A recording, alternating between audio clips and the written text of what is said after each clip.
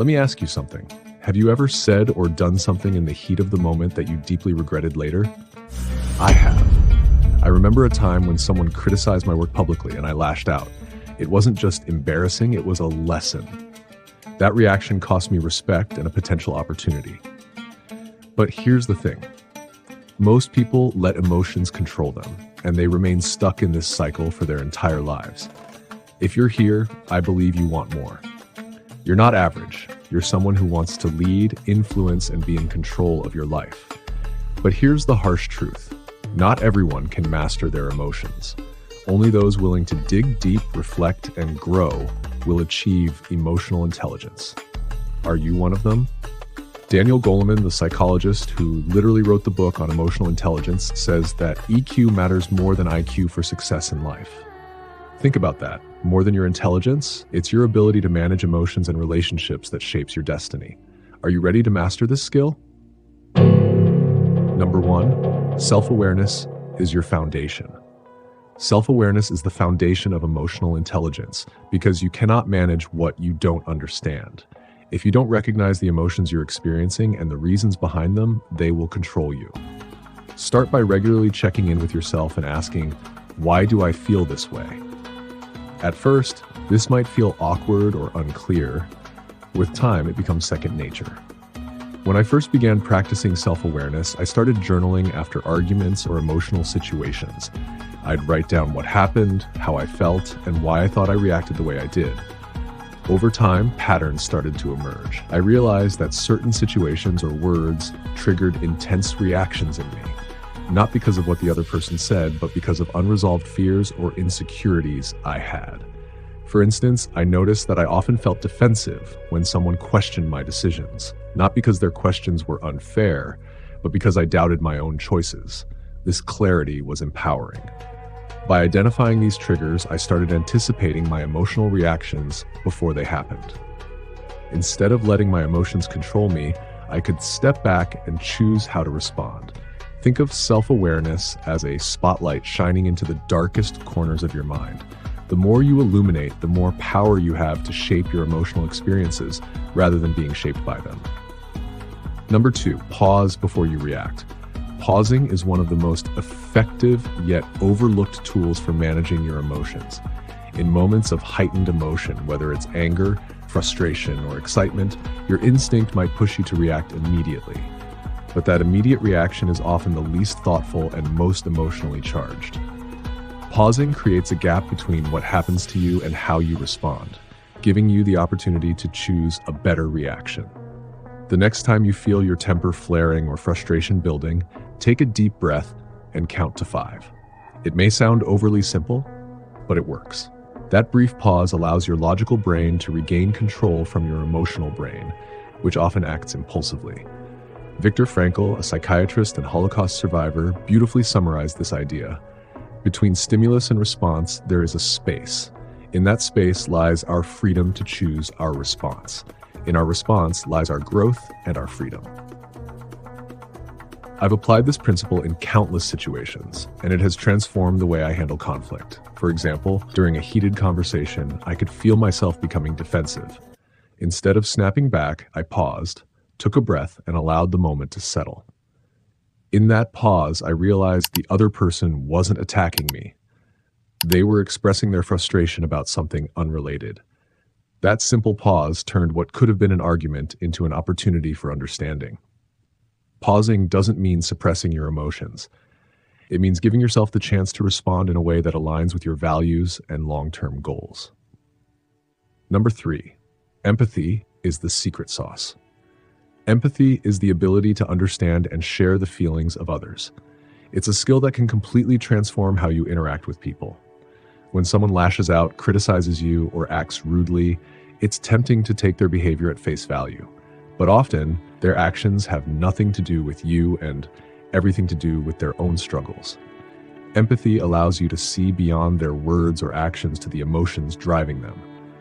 I learned this lesson firsthand while working with a colleague who was notoriously harsh and difficult to work with. At first, I resented her, thinking she was simply a rude person. But one day, I decided to listen instead of reacting defensively. During our conversation, She shared some personal challenges she was going through, issues that had nothing to do with work. Suddenly, her behavior made sense. I no longer saw her as the rude colleague, but as someone carrying a heavy emotional burden. Empathy doesn't just improve relationships, it diffuses conflict before it escalates. When you take the time to understand someone's emotions, you build a connection that fosters trust and mutual respect. Empathy also gives you emotional power, not to manipulate, but to create harmony.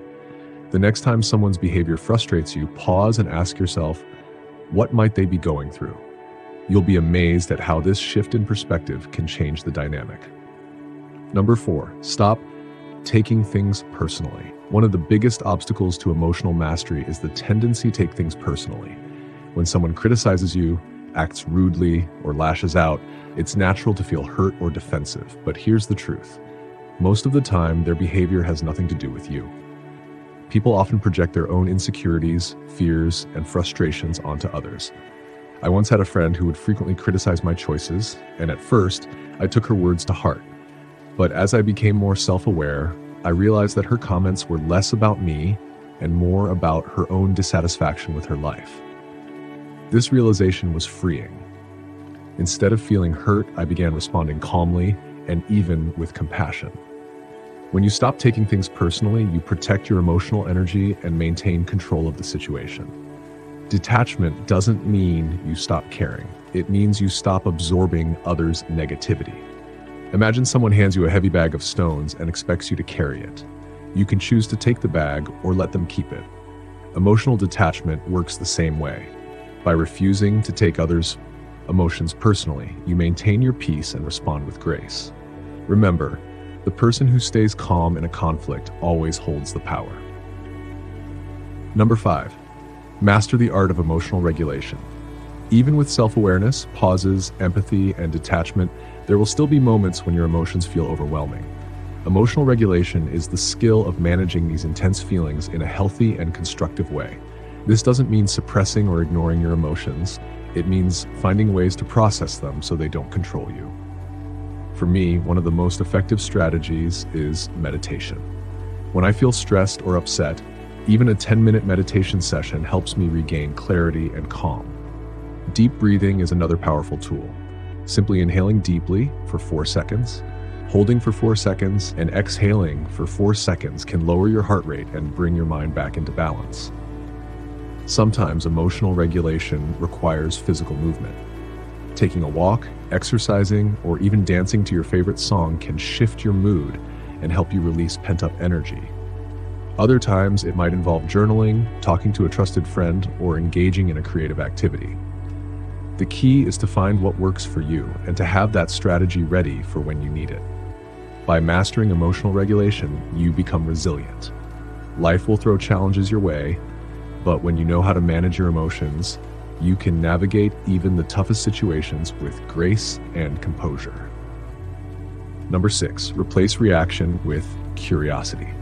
When you feel triggered, your instinct might be to react, often with anger, frustration, or defensiveness. But what if, instead of reacting, you paused and asked yourself, why does this bother me so much? This small shift from reaction to curiosity can be transformative. By digging into the root cause of your emotions, you regain control over your response and turn a triggering situation into an opportunity for growth. I once faced a situation where a colleague's criticism left me feeling deeply upset. My initial reaction was to argue and defend myself. But instead, I stopped and asked, why is this bothering me so much? Upon reflection, I realized that their comment touched on an insecurity I had about my own performance.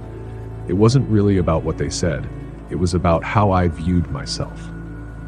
By approaching the situation with curiosity rather than defensiveness, I not only managed my emotions, but also gained valuable self-awareness. Emotionally intelligent leaders excel because they replace knee-jerk reactions with thoughtful inquiry. The next time you feel triggered, don't let the emotion take over. Ask yourself questions like, what is this teaching me about myself? Or what is the other person feeling right now? This mindset not only helps you manage your emotions, but also strengthens your relationships and leadership skills. Number 7, learn the power of a genuine apology. There's a tremendous amount of strength in saying, I'm sorry, but But not just any apology, a genuine one. A real apology isn't about deflecting blame or justifying your actions. It's about owning your mistakes and acknowledging the impact they've had on others. Think about the difference between these two apologies. I'm sorry, but you misunderstood me, versus I'm sorry for how my words made you feel. That wasn't my intention. The first shifts blame to the other person, while the second takes responsibility and shows empathy. A heartfelt apology can repair even the most strained relationships because it communicates humility and respect. I once had an argument with a close friend over a misunderstanding. Initially, I was defensive, trying to explain why I wasn't entirely at fault. But when I stopped and sincerely apologized without excuses, the dynamic shifted. My friend felt heard, and our relationship became stronger. A genuine apology doesn't make you weak. It shows emotional maturity and the courage to prioritize connection over ego. Number 8, develop emotional boundaries. Mastering your emotions is impossible if you let others dictate how you feel. Emotional boundaries are your shield. They protect your emotional well-being from being manipulated or drained by others. Setting boundaries isn't about being cold or distant. It's about valuing your emotional energy and deciding who has access to it. For instance, if someone consistently unloads their negativity onto you, it's okay to say, I care about you, but I can't take on this conversation right now. Boundaries can also mean saying no to demands that overextend you or stepping away from toxic relationships. I've learned this the hard way. There were times when I gave too much of myself to people who didn't respect my limits, leaving me emotionally exhausted. Once I started setting clear boundaries, I felt a newfound sense of freedom and control over my life. Think of your emotional energy as a bank account. Every interaction either deposits into or withdraws from it.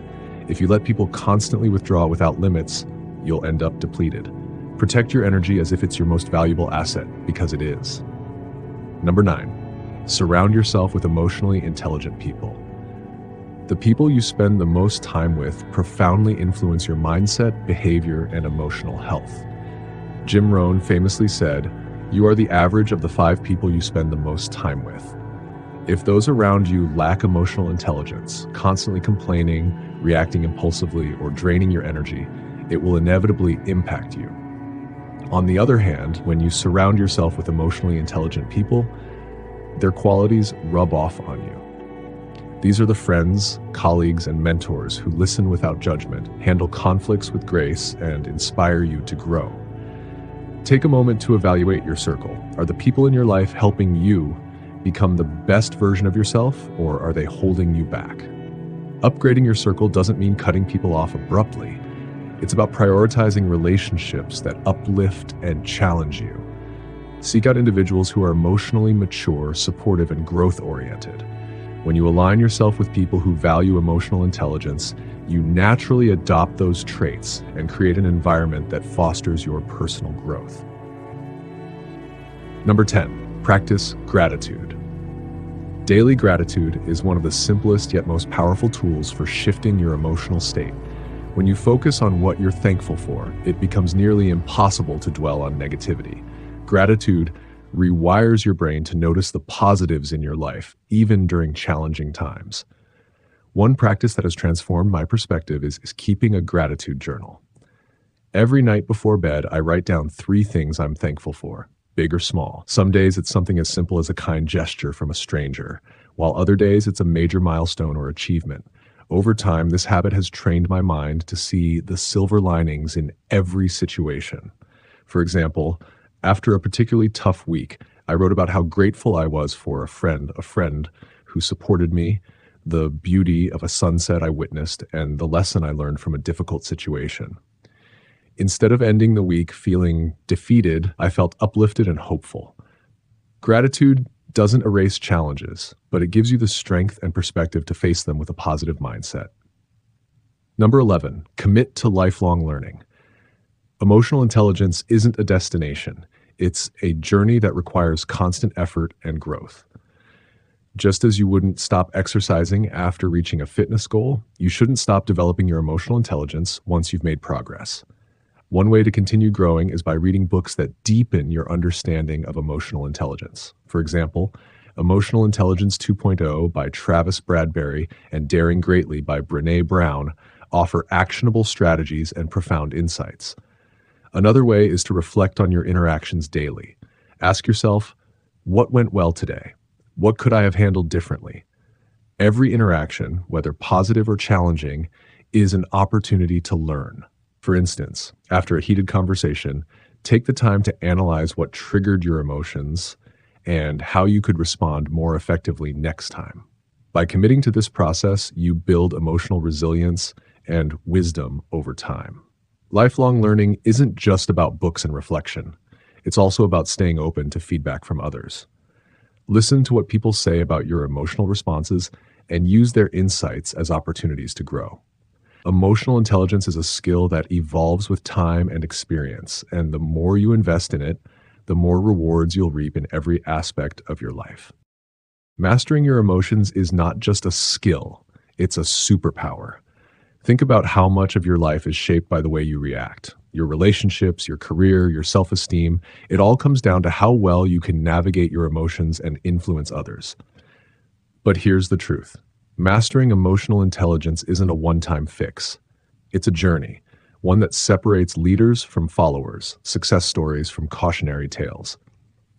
I want you to imagine this for a moment. What if you could walk into any situation, no matter how stressful or chaotic, and remain calm, composed, and in control? What if, instead of reacting in ways you regret, you could make decisions that elevate you and earn you respect? That's what emotional intelligence can do for you. But let me warn you, this isn't for everyone. Most people will keep letting their emotions control them, blaming others and staying stuck in their comfort zone. But not you. You've stayed till the end of this video, which already sets you apart. You're here because you want to grow, to transform, and to take charge of your life. That tells me you're not average. You're someone who dares to dig deeper, to challenge themselves, and to rise above. Now, if you found this video valuable, I have something even better for you. On this channel, we dive into the most fascinating aspects of human psychology, especially the darker, more powerful sides that people rarely talk about. Have you ever wondered how some people seem to manipulate situations effortlessly, or how leaders inspire loyalty and fear at the same time? Or maybe you're curious about the psychological tricks that can help you influence others, outsmart toxic people, or even break free from your own mental limitations.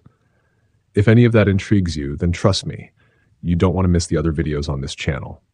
For example, if you're curious about the dark psychology behind manipulation or how to spot when someone is trying to control you, there's a video waiting for you that will open your eyes. Or maybe you want to know how to build unshakable confidence and handle toxic people. There's something for you here too. Before you go, let me leave you with this challenge. What's one situation in your life right now where you can apply what you've learned today? Maybe it's staying calm in an argument, setting a boundary, or just pausing before you react. Start there and watch how everything begins to shift in your favor. And don't forget, the next step is to hit that subscribe button and turn on the notifications. Because this journey into understanding the human mind and mastering your own is just getting started. Trust me, there's a lot more to uncover, and you don't want to miss it. So, are you ready to take your growth to the next level? Let's do this together. See you in the next video.